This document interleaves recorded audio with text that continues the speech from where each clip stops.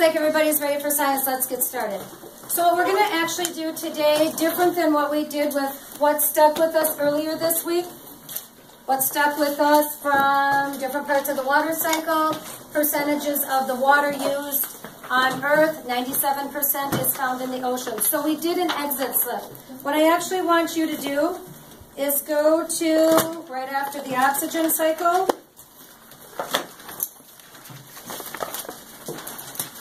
on the right-hand side, and make a line halfway through your paper. So we're going to do that first.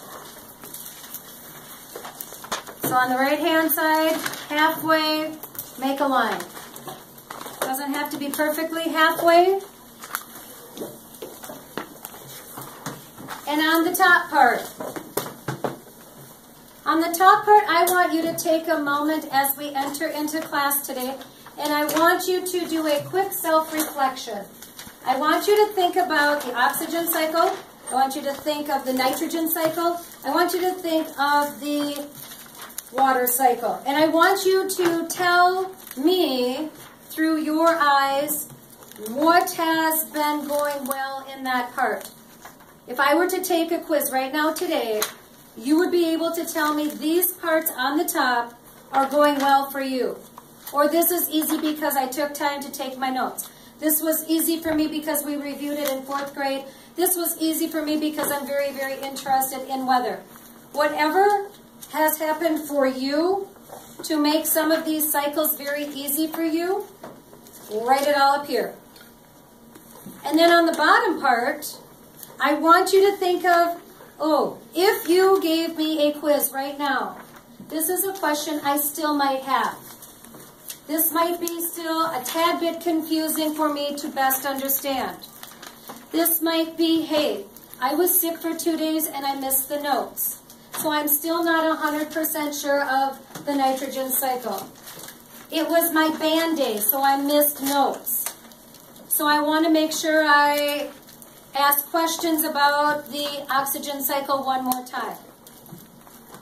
So this is a self-reflection piece. It's more of like an entry card rather than an exit card that we used earlier this week. This is between you and me. So if Joe is writing something that came very, very easy to him, he's going to write it to me through his eyes.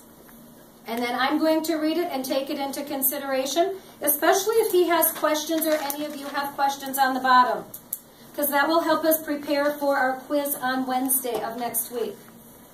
I'm not going to put this up on the board, and I'm not going to point anybody out saying, oh my goodness, we had a couple questions from Stuart Little, and we should have known this. I'm going to use this bottom part right here for me to change a couple pieces to make it understandable for everyone.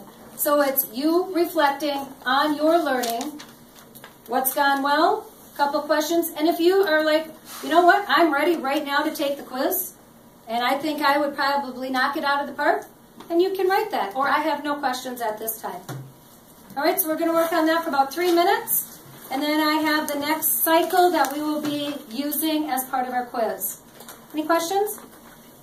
Julia.